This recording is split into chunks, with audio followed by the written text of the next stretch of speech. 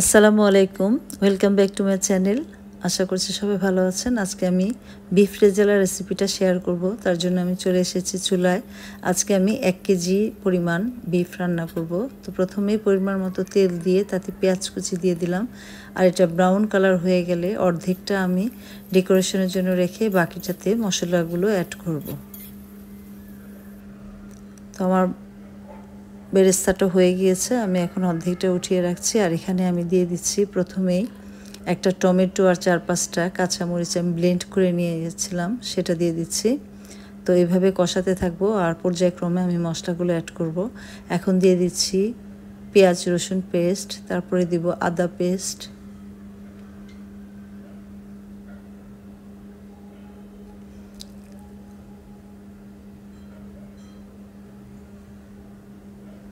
এরপরে আমি শুকনা যে মশলাগুলো দিব গুঁড়া মশলা সেগুলো অ্যাড করব।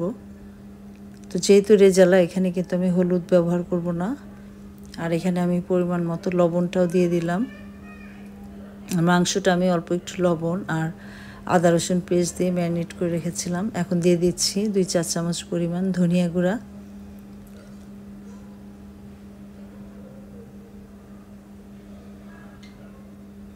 এখন দিয়ে দিচ্ছি মরিচ গুঁড়া।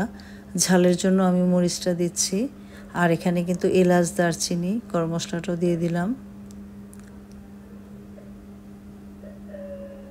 খুব ভালোভাবে এগুলো মশলাগুলো কষিয়ে নিতে হবে, কাঁচা গন্ধ থেকে যাবে না হয়, তাই অনেক সময় নিয়ে এই কাজটা করতে হবে।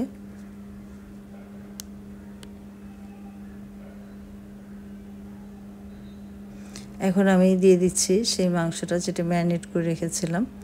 এটা খুব ভালোভাবে মশলার সাথে মিশিয়ে নিতে হবে। আর আমি এই রান্নাটা কিন্তু অবশ্যই বাদাম ব্যবহার করব, তো বাদাম বাটাটা আমি একটু পরে দিব। এই তো এখন দিয়ে দিচ্ছি এখানে আমি কয়েকটা কাঁচা মরিচ আর শুকনো মরিচ।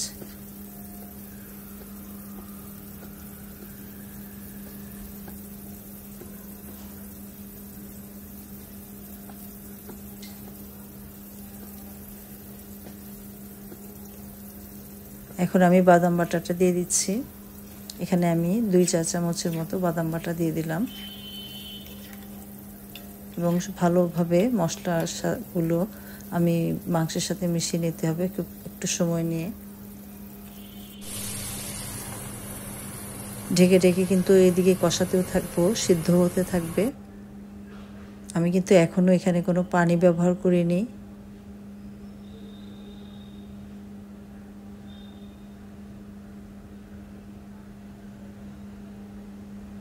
মাংস রান্নার ক্ষেত্রে যতক্ষণ পানি ব্যবহার না করা যায়, কারণ মাংস থেকে কিন্তু পানি ওঠে, সেটা শুকিয়ে গেলেই দিতে হয়। তো এই তো বাদাম বাটাটা আমার একটু কম লাগলো, আমি আবার অল্প একটু দিয়ে দিলাম।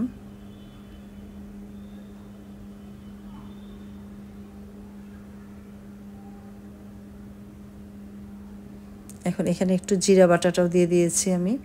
এই পর্যায়ে যেহেতু একটু ঝোলটা শুকিয়ে গিয়েছে পানিটা, তা এখন আমি এখানে অল্প পরিমাণ দুধ দিয়ে এটা আবার কষাতে হবে। তারপরে আমি আবার বেশি পরিমাণে দিয়ে দিব, যেহেতু লেগে যাচ্ছিল তাই আমি অল্প পরিমাণে দুধটা ব্যবহার করলাম এখানে। আর আজকের রান্নাটা কিন্তু আমি দুধ দিয়েই করব।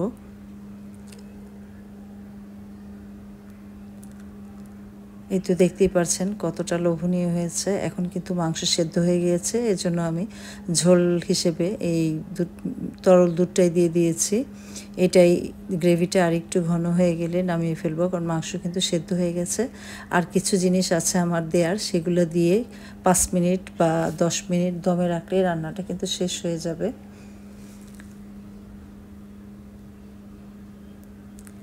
তো আমার এখানে দিয়ে দিচ্ছি গরম মশলা গুঁড়া, তারপরে আমি দিয়ে দিব এখানে একটু গুঁড়া দুধ, যেটা খাবারের টেস্ট বাড়ায়। এখানে দিয়ে দিব একটু ঘি, আর দিয়ে দিব শেষ পর্যায়ে একটু চিনি। চিনিটা কিন্তু আসলে এই রান্নাটা একটু ব্যবহার করতে হয়। তো এই তো এটার খাবারের টেস্টটা অন্যরকম করে, সামান্য পরিমাণ, খুব বেশি না। তো এই তো আর এখন দমে রাখার পর এই যে আমার মাংসটার ফাইনাল লুক। তো কেমন লাগলো আপনাদের কাছে আজকে আমার বিফ রেজালা রেসিপিটা? সবাই ভালো থাকেন, সুস্থ থাকেন। আবারও দেখা হবে নতুন কোনো রেসিপিতে। সেই পর্যন্ত সবাইকে আল্লাহ হাফেজ।